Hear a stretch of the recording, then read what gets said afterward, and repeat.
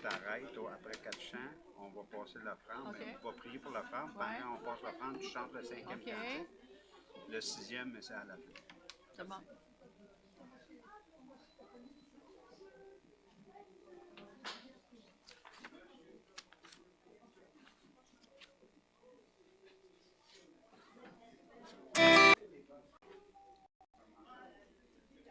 Bonjour.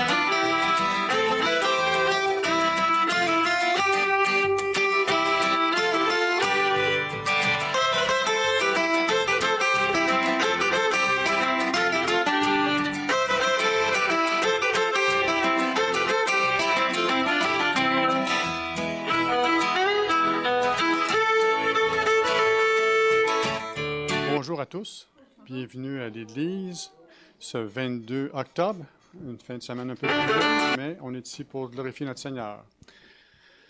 Merci Seigneur pour cette journée, merci pour tout, merci pour l'abondance, merci Seigneur qu'on puisse rencontrer, qu'on puisse te louer, t'adorer, qu'on puisse aussi écouter ta parole, puis qu'on puisse la mettre en pratique.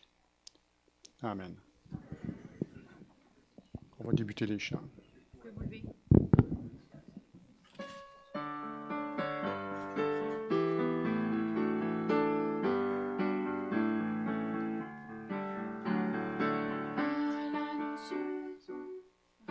À l'agneau sur son trône, apportons la couronne. Il a conquise sur la croix, il est le roi des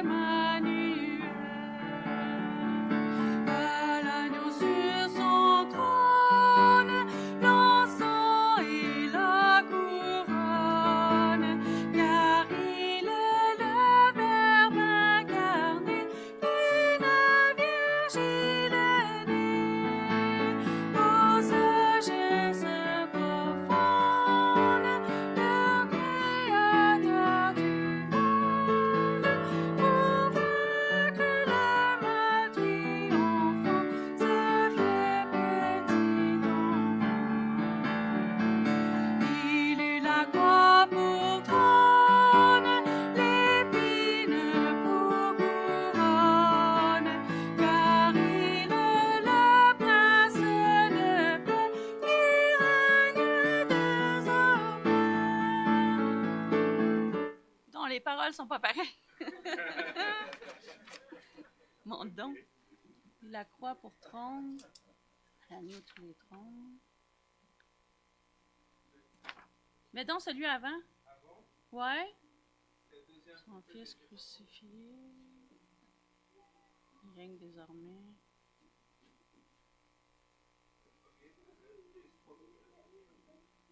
Le trône. Je vais suivre avec vous, pas le choix. On va recommencer. On va recommencer au deuxième, après. Ouais, ok.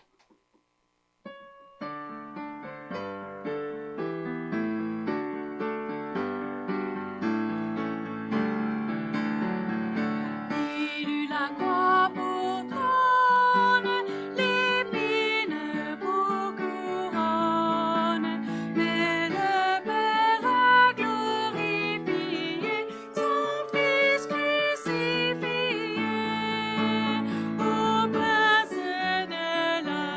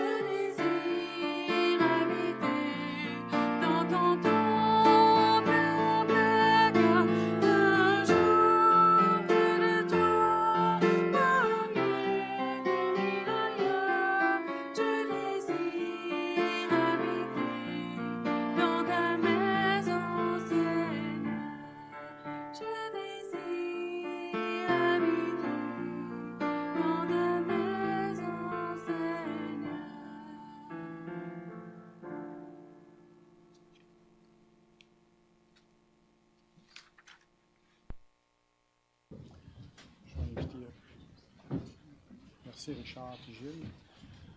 Maintenant, Seigneur, on va t'adorer aussi avec notre offrande, avec ce que tu nous donnes. Seigneur, tout ce qu'on possède, Seigneur, t'appartient en fait.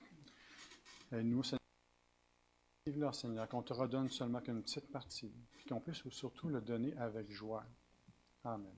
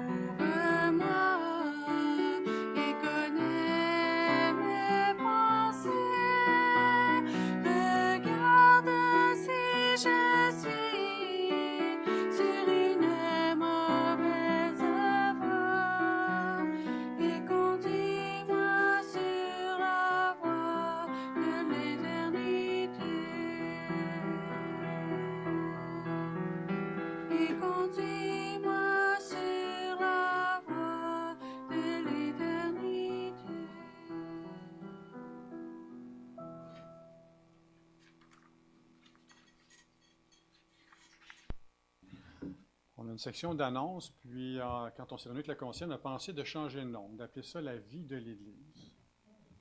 Puis en pensant à ce terme-là ce matin, en m'en venant, j'ai dit, j'aimerais ça que la liste... Excusez. On va changer le terme de l'annonce de l'Église pour vie de l'Église. Puis c'est plus vivant. Puis en regardant ce qui était écrit dessus, puis ce matin aussi en m'en venant, je pensais à ça, la vie de l'Église. C'est pas compliqué ce qu'on a à dire pour la vie de l'Église présentement. Ce qu'on va faire aujourd'hui, c'est qu'on va voir la réunion annuelle de l'Église qui va avoir lieu après le culte. Je vous invite à rester.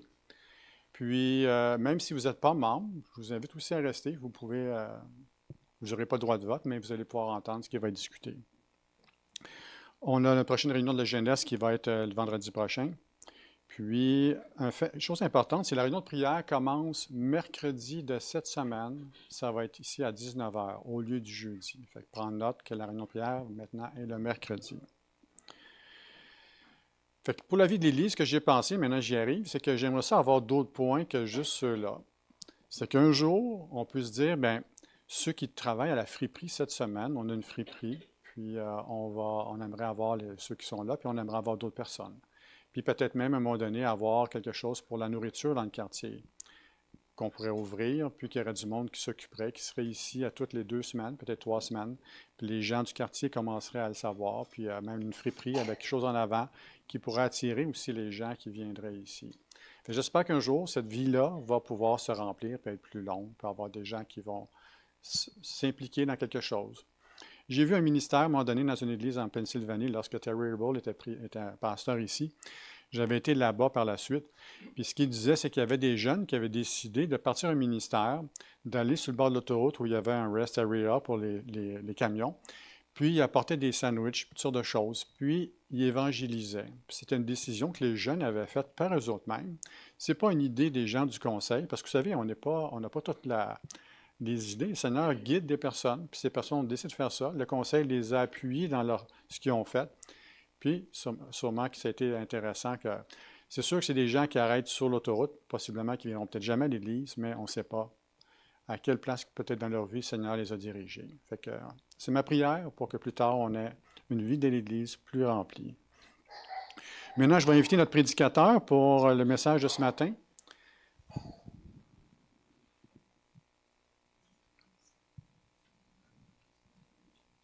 Excusez, j'ai oublié. On va faire monter les enfants.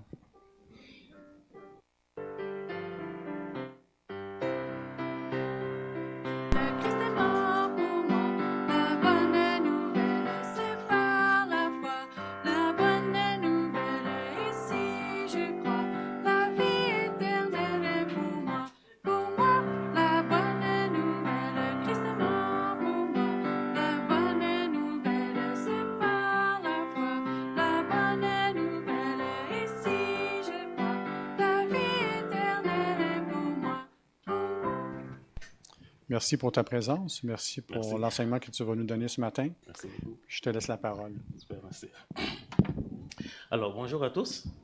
Est-ce que vous allez bien? Alors, mon nom, c'est Obed Koulibaly. Donc, je fais partie des conseils des anciens à l'Église des Nations à Côte-des-Neiges. Et c'est un grand plaisir pour moi d'être parmi vous ce matin, de pouvoir apporter la parole. Donc, je suis venu avec mon épouse, Awa. Elle est ici avec 4 de mes enfants. Il y en a une ici. Les autres sont allés avec les autres enfants. Donc, avant toute chose, j'aimerais commencer par un mot de prière, si vous voulez bien. Prions. Oui, Seigneur, nous te disons vraiment merci pour ta bonté à notre égard. Merci parce que tu es un Dieu si bon, si aimant. Seigneur, tu nous permets d'être ici ce matin pour te louer et t'adorer ensemble, Seigneur, et écouter ta parole, Seigneur. Père, je te prie de disposer nos cœurs à écouter avec joie, à entendre ta parole, Seigneur. Seigneur, permets que ta parole nous touche si profondément, Seigneur, que nous en soyons transformés, Seigneur, que personne ne rentre et ne sorte ici comme il est rentré, Seigneur. Je ne suis qu'un instrument dans tes mains. Utilise-moi, Seigneur, pour parler à ton peuple. Au nom de Jésus. Amen. Amen. Alors, la parole que le Seigneur m'a mis à cœur de partager avec vous aujourd'hui est garder la foi et l'espérance en toutes circonstances.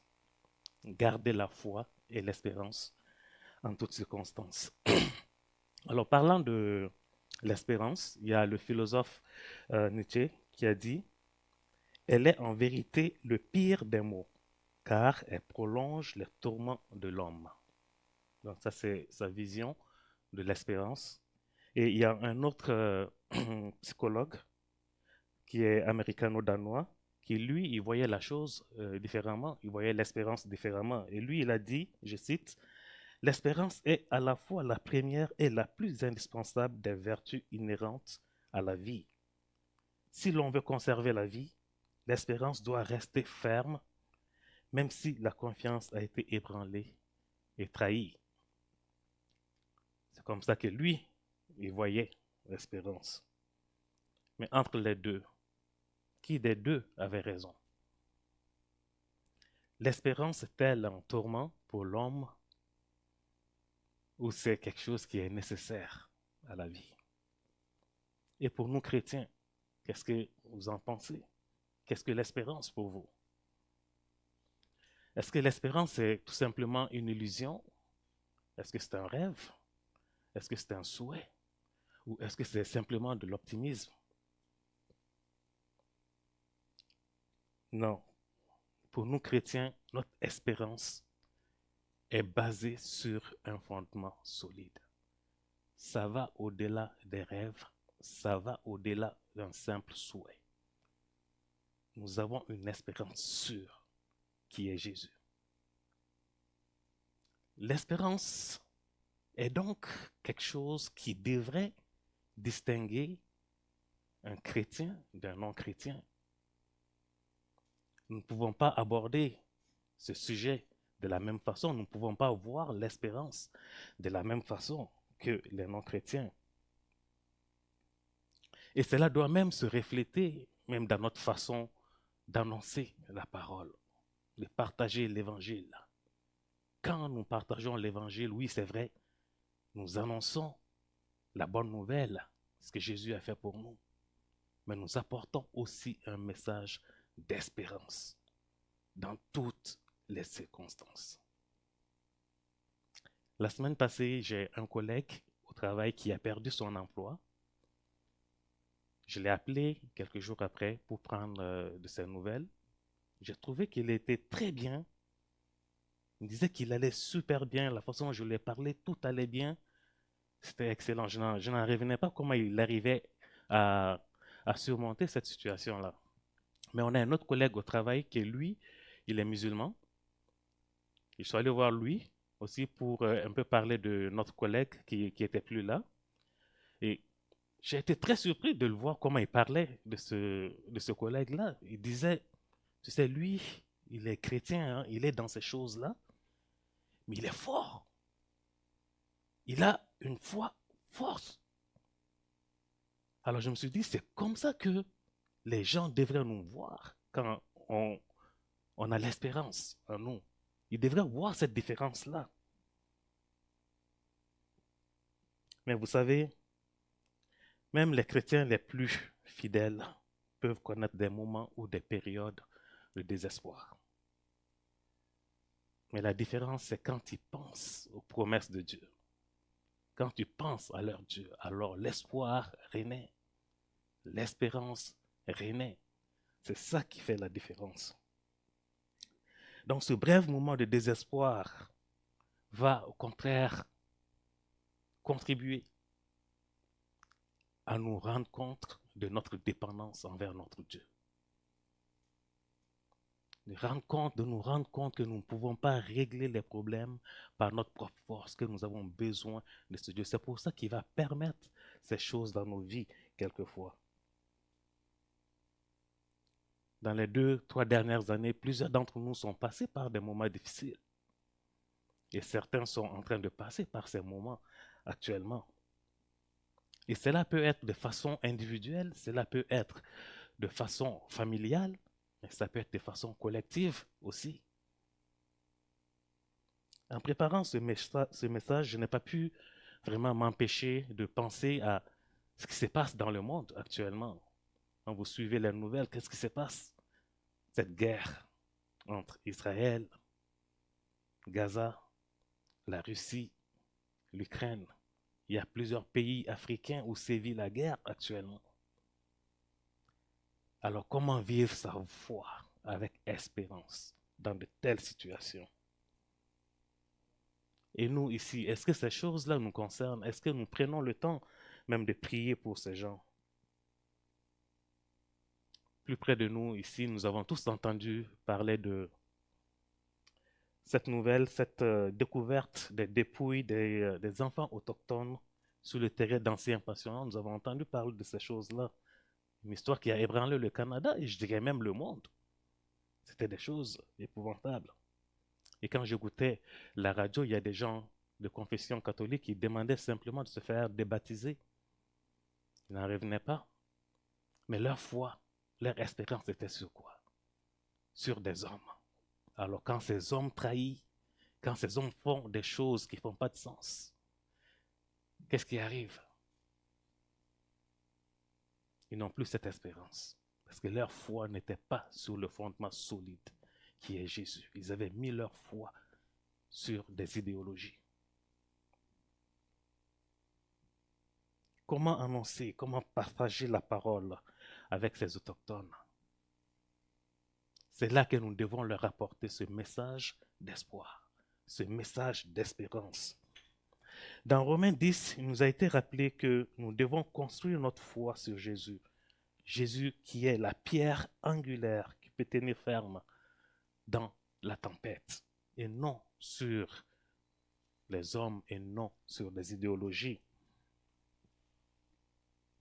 Quand nous vivons donc ce genre de tempête, comme celle qui a frappé l'Église catholique au Canada, nous avons vraiment besoin d'être enracinés. Nous avons besoin de retourner à la parole, d'être ancrés sur la parole. Quand nous voyons ces choses bizarres qui se passent dans le monde, nous devons garder la foi. Parce que toutes ces choses, est-ce que ces choses-là sont une surprise pour Dieu? Non. Il nous a annoncé ces choses depuis longtemps que ces choses-là vont arriver. Alors nous devons rester ancrés dans sa parole. Alors qu'en est-il pour votre vie personnelle? D'emblée, j'aimerais qu'on se pose ces quelques questions. Quelle est la plus grande tempête de votre vie que vous avez vécue? Comment êtes-vous passé à travers cette tempête? Est-ce que vous en êtes sorti par votre propre force ou vous avez réalisé combien vous étiez dépendant de Dieu?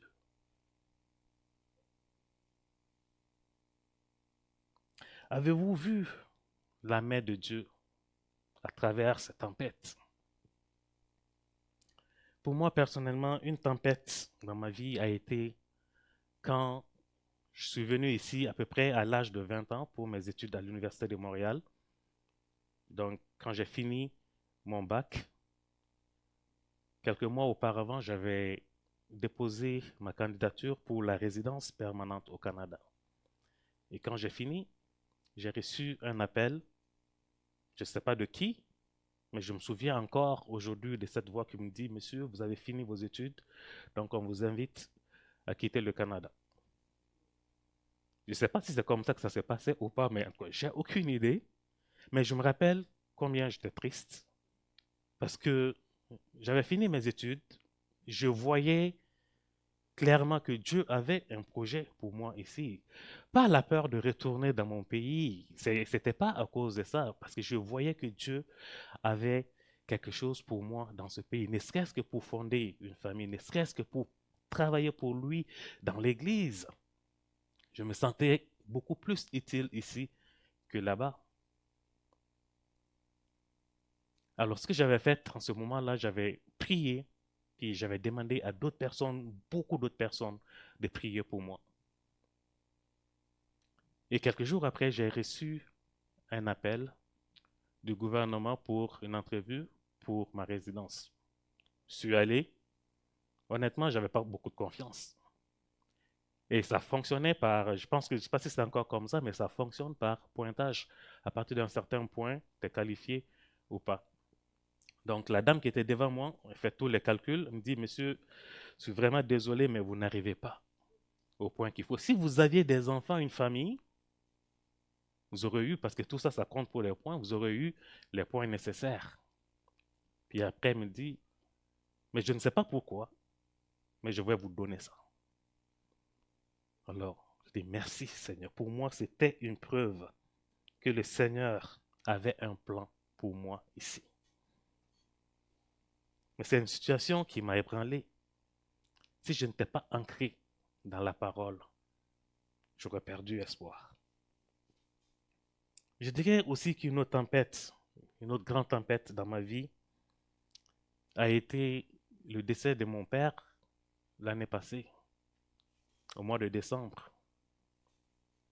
Quand je suis allé, j'ai vu un homme qui avait travaillé toute sa vie pour le Seigneur, en aidant les églises, en allant dans les villages, à partager l'évangile partout, à travailler dans plusieurs secteurs et tout.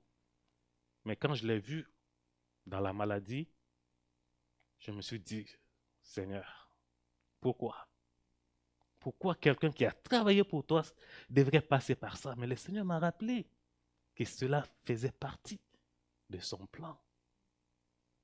Sa maladie et sa mort sont des choses qui ont contribué à unir ma famille plus que jamais. J'ai jamais vu une famille aussi unie à travers tout cela. Et l'espérance était là parce que mon père savait exactement où est-ce qu'il allait. Et il nous rassurait. Dans sa maladie, il priait pour nous. Pendant que nous prions pour qu'il soit guéri, lui, il priait pour nous. Nous avons donc besoin d'être enracinés dans la parole, même dans les circonstances les plus difficiles. J'aimerais donc qu'on regarde Hébreux 11, pas pour l'étudier verset par verset ou section par section, c'est un long texte, mais c'est un texte qui s'explique par lui-même à travers tous les exemples qui sont là. Hébreux 11 montre une dynamique de la foi pour donner courage aux croyants qui vacillent dans leurs convictions, peu importe la raison. Cela nous rappelle un Dieu qui a travaillé dans la vie des ancêtres. Ces chapitres nous présentent donc plusieurs personnages qui, d'une manière ou d'une autre, et à des degrés différents, sont passés par les épreuves. Certains ayant vu réaliser concrètement la promesse de Dieu, mais d'autres qui ont regardé de loin cette promesse sans l'avoir vue se réaliser. Mais tous ont gardé la foi, tous ont gardé l'espérance en ce Dieu qui donne le salut total. Des parcours différents, mais ils avaient tous la même foi au même Dieu qui donne ce salut. Et le Dieu qui a fait ces choses pour ses ancêtres, c'est le même Dieu qui est capable d'opérer ces miracles dans nos vies aujourd'hui.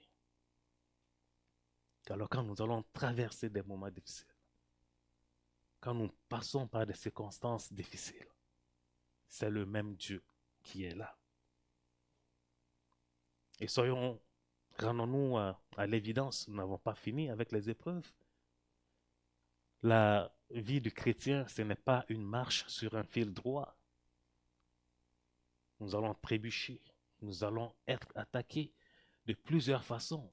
Encore plus aujourd'hui, quand nous regardons les idéologies qui circulent dans le monde, nous sommes attaqués de toutes parts. Alors nous devons être prêts. Nous devons être ancrés dans la parole. Nous devons rester fidèles à ce Dieu, même à travers les circonstances difficiles. Nous devons prendre sa parole comme notre voile, sa parole est notre encre. Alors, Hébreux 11, je vais commencer à lire les versets sans peut-être lire tout le chapitre. Je vais pouvoir m'arrêter à un moment donné parce que c'est un long texte. Mais il y a tellement d'exemples. Je vous invite à l'étudier encore plus à la maison. Donc, Hébreux 11. Or, la foi est une ferme assurance des choses qu'on espère, une démonstration de celles qu'on ne voit pas. Pour l'avoir possédé, les anciens ont obtenu un témoignage favorable. C'est par la foi que nous reconnaissons que le monde a été formé par la parole de Dieu, en sorte que ce qu'on voit n'a pas été fait des choses visibles. C'est par la foi qu'Abel offrit à Dieu un sacrifice plus excellent que celui de Caïn. C'est par elle qu'il fut déclaré juste, Dieu approuvant ses offrandes, et c'est par elle qu'il parle encore, quoique mort. C'est par la foi qu'Enoch fut enlevé pour qu'il ne vît point la mort et qu'il ne parut plus parce que Dieu l'avait enlevé. Car avant son enlèvement, il avait reçu le témoignage qu'il était agréable à Dieu. Or, sans la foi, il est impossible de lui être agréable, car il faut que celui qui s'approche de Dieu croit que Dieu existe et qu'il est le rémunérateur de ceux qui le cherchent. C'est par la foi que Noé, divinement averti des choses qu'on ne voyait pas encore, et saisi d'une crainte respectueuse, construisit une arche pour sauver sa famille. C'est par elle qu'il condamna le monde et devint héritier de la justice qui s'obtint par la foi. C'est par la foi qu'Abraham, lors de sa vocation, obéit et partit pour un lieu qu'il devait recevoir en héritage et qui partit sans savoir où il allait. C'est par la foi qu'il vint s'établir dans la terre promise, comme dans une terre étrangère, habitant sous des tentes, ainsi qu'Isaac et Jacob, les co-héritiers de la même promesse. Car ils attendaient la cité qui a de solides fondements, celle dont Dieu est l'architecte et le constructeur. C'est par la foi que Sarah elle-même, malgré son âge avancé, fut rendue capable d'avoir une postérité, parce qu'elle crut à la fidélité de celui qui avait fait la promesse. C'est pourquoi, d'un seul homme déjà usé de corps, naquit une postérité nombreuse, comme des étoiles du ciel, comme le sable qui est sur le bord de la mer et qu'on ne peut compter. Je vais donc arrêter la lecture ici et vous inviter à lire le reste. Il va y avoir plein d'autres exemples des ancêtres qui, par la foi, sont restés attachés à Dieu et Dieu a fait des choses simplement incroyables dans leur vie. Donc, regardez comment Dieu a travaillé dans la vie de ces hommes et de ces femmes. Et posons-nous la question, pourquoi ces choses nous ont été écrites? Ces choses nous ont été écrites pour qu'elles nous servent d'exemple. Elles nous rappellent, quand nous passons des moments difficiles, que c'est le même Dieu qui ne change pas, qui est le même hier, aujourd'hui, et qui sera le même, qui est avec nous dans toutes les circonstances de notre vie. Ces gens sont passés à un moment ou à un autre par une tempête, mais leur foi est restée en ce Dieu. Ils sont restés fidèles en Dieu. Et un point commun qu'on voit dans la vie de tous ces hommes, c'est qu'ils avaient cette foi et cette espérance triomphante. Une foi victorieuse, même dans les pires moments. Nous ne pouvons même pas comparer notre situation que vivaient certaines de ces personnes. Ils avaient une foi en ce Dieu de miracles. Ils avaient une foi qui conduit à la justice, une foi qui cherche Dieu, qui croit à sa bonté, une foi qui avait confiance en sa parole, qui obéit à ses commandements, une foi qui s'aligne, qui aligne sa vie sur les promesses de Dieu, qui rejette l'esprit de ce monde, une foi qui cherche Dieu, qui persévère dans l'épreuve, qui supporte la persécution, une foi qui rejette le péché. Vous savez, les sources de tempêtes qui peuvent arriver dans notre vie peuvent être multiples. Premièrement, cela peut venir de nous-mêmes. Les tempêtes que nous vivons, cela peut venir de nous-mêmes. Soit les conséquences d'une action que nous avons posée nous-mêmes. Donc, c'est le principe que on récolte ce qu'on a sémé.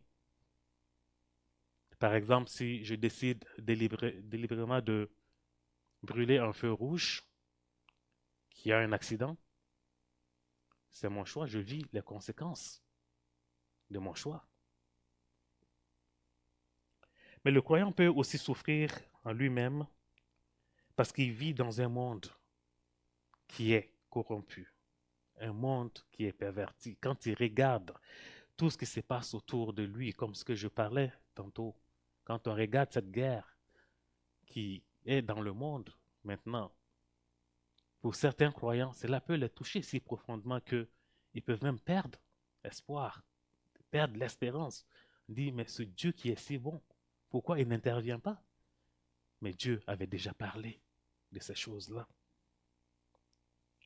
Mais cela peut venir aussi de Satan pour essayer de nous faire tomber.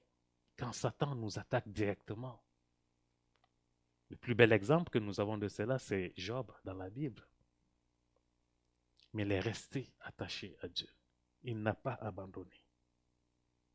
Mais Dieu peut aussi permettre la souffrance pour attirer notre attention et catalyser notre croissance et notre transformation spirituelle. Dieu peut le permettre dans nos vies. Dans l'Ancien Testament, il a souvent utilisé la souffrance, les tempêtes pour rappeler à son peuple qui il est, pour rappeler à son peuple que ce peuple devait dépendre de lui. Des fois, Dieu veut aussi éprouver notre foi pour voir combien nous sommes fidèles à lui. Il utilise donc les tempêtes dans notre vie pour nous fortifier, pour nous édifier, pour nous amener à dépendre encore plus de lui. Quand tout va bien dans notre vie et que nous pensons que c'est par notre propre force que nous arrivons à ces choses, que nous mettons Dieu de côté, il peut permettre ces choses des fois pour nous rappeler que nous devons dépendre de lui. Tu me diras, mais pourquoi un Dieu si bon enverrait la tempête dans ma vie? Mais c'est vraiment pour nous amener d'un point A à un point B que Dieu permet ces choses-là. Mais il promet une chose, c'est que même dans la tempête, si nous gardons notre foi en lui, si nous gardons notre confiance en lui, il sera avec nous. C'est seulement quand nous comprenons ces choses que même dans la tribulation, nous pouvons garder notre confiance en ce Dieu. Quand les tempêtes viennent dans nos vies, il y a deux choses qui peuvent arriver. Soit elles nous emportent, soit elles nous rendent plus forts si nous restons attachés à notre Dieu. Pour certains, cela va commencer par un petit vent qui souffle, mais d'autres, c'est une tornade. Tout d'un coup, tout s'abat sur ta vie et tu ne comprends pas. C'est là qu'il est important vraiment d'être ancré dans la parole.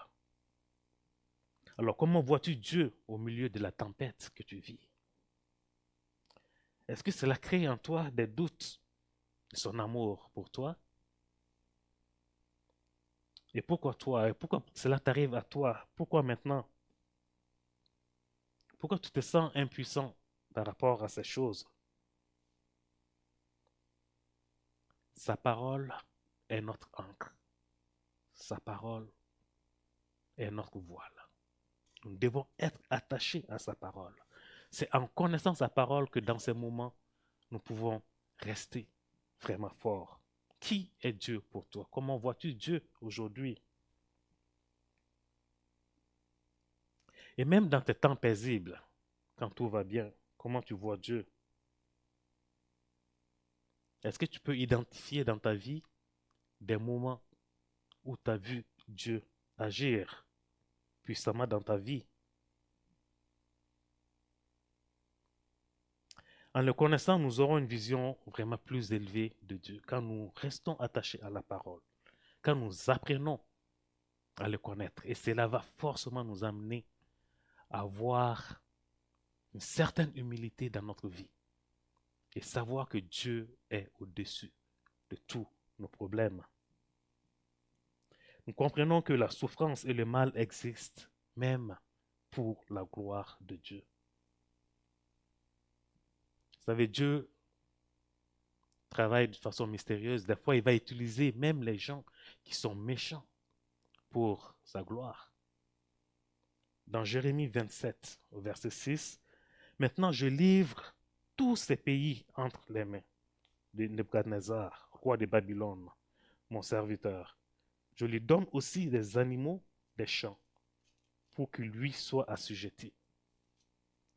Et tu diras aux Juifs, ça c'est Jérémie 43, 10, « Ainsi parle l'Éternel des armées, le Dieu d'Israël. Voici, j'enverrai chercher Nebuchadnezzar, roi de Babylone, mon serviteur, et je placerai son trône sur ces pierres que j'ai cachées, et il étendra son tapis sur elles. » Donc à travers ce texte, nous voyons que Dieu peut utiliser même des gens aussi méchants que Nebuchadnezzar pour sa gloire, pour rappeler à Israël qu'il est leur Dieu, qu'ils doivent dépendre de lui. Dieu ne permet pas la tempête dans ta vie pour te faire souffrir inutilement, mais au contraire, pour te rappeler que tu dois dépendre de lui. Si tu es fidèle à Dieu, il manifestera sa gloire dans ta tempête. Notre Dieu est un Dieu miséricorde. Dieu, il est souverain. Il peut nous conduire dans des eaux turbulentes, de la souffrance, de la tempête. Mais tout cela est dans son plan pour t'édifier, pour te rapprocher encore plus de lui. Vous vous rappelez de cette histoire des Israélites pourchassés de derrière par l'armée égyptienne. Et devant eux, la mer. Ils sont pris entre deux pièges. Ils avaient perdu confiance. Ils se demandaient, est-ce qu'on n'aurait pas dû mourir simplement en Égypte que de mourir dans l'eau ici ou être tué dans ces conditions-là? Mais Dieu était avec eux. Il a montré cette situation. Il a pris cette situation pour leur montrer comment il est puissant. Qu'est-ce qu'il peut faire dans leur vie. Donc à chaque moment de doute, Dieu a fait manifester sa gloire pour Israël. Nous devons donc chercher à connaître ce Dieu chaque jour. Nous devons nous rappeler de ses attributs. Essayer de garder ça dans nos têtes. Qui est ce Dieu? Ce Dieu si puissant. Un Dieu fort. Un Dieu omnipotent, omniprésent. Un Dieu tout-puissant, éternel. Un Dieu qui est. Quand nous pouvons nous rappeler de cela, même dans nos tempêtes, nous allons sortir de nos tempêtes victorieux. Et cela, nous pouvons l'apprendre à travers sa parole, qui est notre ancre et notre voile. Donc, quelle que soit la tempête que tu vis aujourd'hui, tu trouveras dans sa parole des mots pour te rappeler que tu as un Dieu fort, un Dieu puissant. Voilà pourquoi la Bible doit être notre ancre, notre voile. Nous sommes chanceux aujourd'hui, nous pouvons avoir cette Bible dans nos téléphones. Nous l'avons chez nous, nous pouvons nous promener avec, nous pouvons aller partout avec. Mais nous devons aussi nous en servir. Nous devons la lire, la méditer pour nous rappeler des bienfaits de Dieu dans nos vies. Nous sommes tous très occupés, nous avons beaucoup de choses à faire. Je ne sais pas à quoi ressemble votre journée, mais moi, par exemple, avec 4 enfants, quand je commence ma journée le matin, honnêtement, prendre le temps pour Dieu n'est pas toujours priorité. Il faut sortir, l'heure pour aller travailler, revenir, on court. Mais prenons-nous le temps de penser de commencer notre journée avec Dieu, ne serait-ce que par quelques mots, le remercier pour ce qu'il fait pour nous et ce qu'il va faire.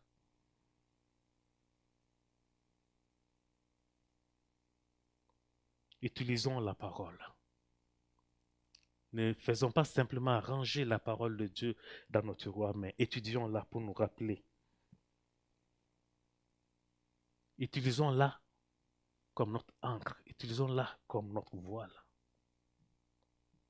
Nous devons être accrochés à Dieu pour vraiment passer par ces moments difficiles dans notre vie. Donc, pour que l'encre fonctionne, nous devons la lire, nous devons la méditer, nous devons croire, nous devons obéir, nous devons appliquer. Notre espérance n'est pas un rêve, notre espérance n'est pas un souhait, notre espérance n'est pas de l'optimisme, mais notre espérance est sûre, c'est fondé sur Jésus. C'est comme si nous avons déjà ce que nous espérons. C'est comme ça que nous devons voir ces choses-là.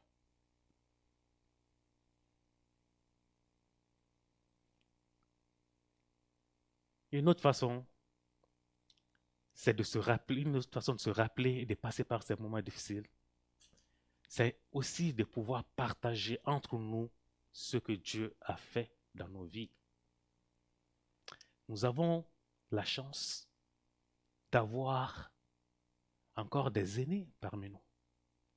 Est-ce que nous utilisons ces aînés? Est-ce que nous leur parlons? Est-ce que nous leur donnons l'occasion de raconter ce que Dieu a fait dans leur vie? Il y a un proverbe africain qui dit qu'à chaque aîné qui meurt, quand chaque aîné qui meurt, c'est une bibliothèque qui brûle. Ils ont du vécu. Pas que nous voulons vivre leur vie, mais nous voulons apprendre la bonté de Dieu à travers des années dans leur vie. Il n'y a personne de mieux placé qu'eux pour parler de ces choses-là. Alors approchons-nous de nos aînés. Écoutons-les. Parce que c'est Dieu qui a fait des miracles dans leur vie, qui les a aidés à passer par des moments difficiles.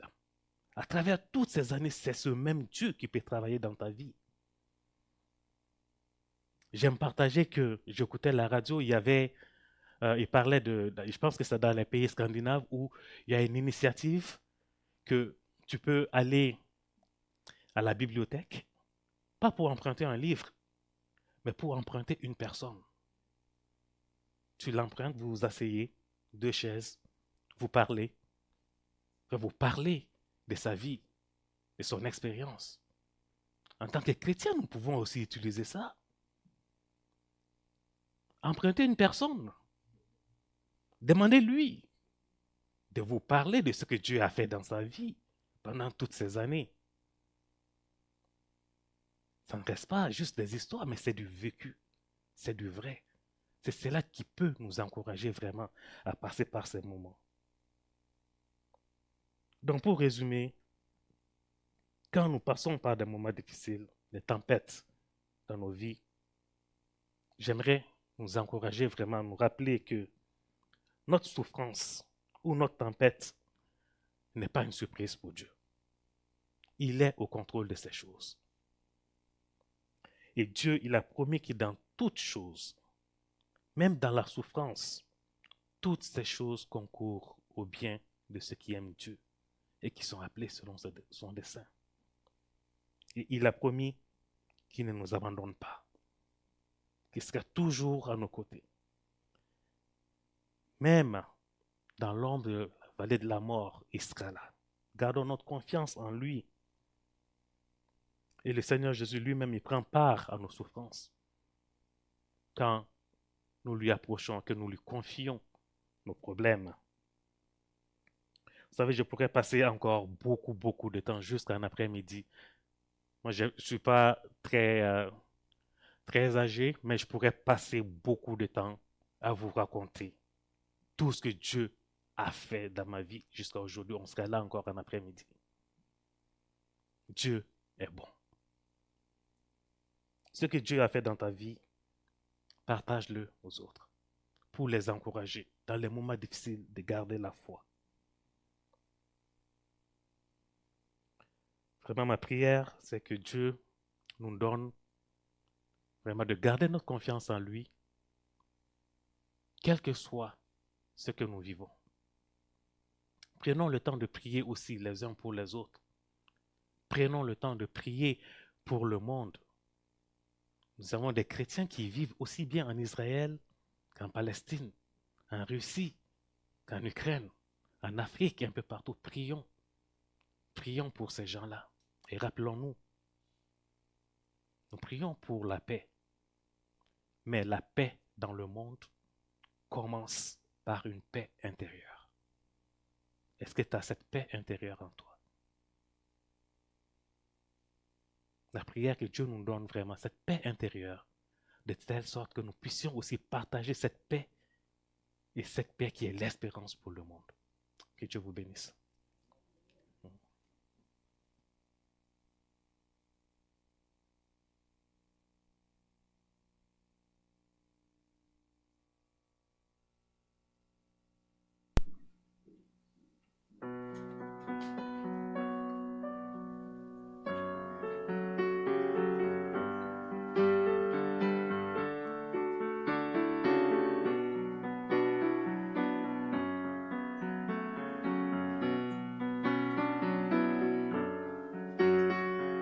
Chante Alléluia au Seigneur. Chante Alléluia au Seigneur. Chante Alléluia.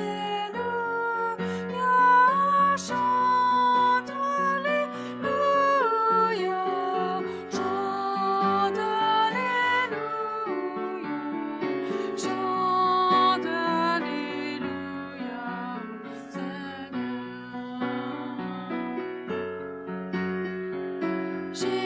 Jésus est roi de l'univers.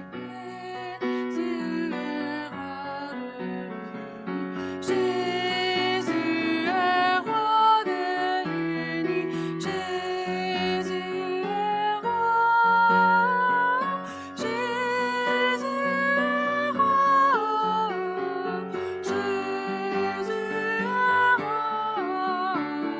Jésus est roi. Jésus est roi de l'univers. Jésus viendra chercher les viendra chercher. Jésus viendra chercher les Jésus viendra.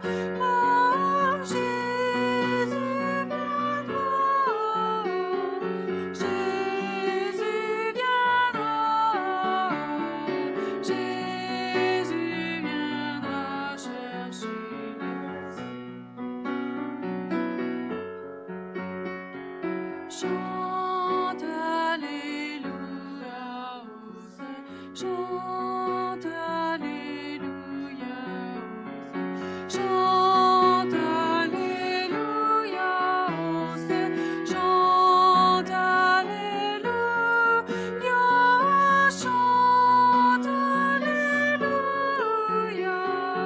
Chante Alléluia.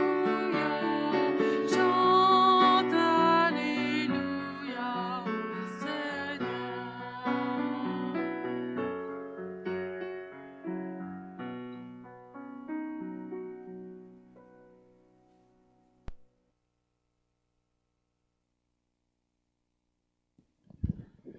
Merci pour le message. Puis, comme vous le savez, on traverse une période plus difficile en n'ayant pas de pasteur, mais demeurons ancrés, comme on a entendu ce matin, dans la parole.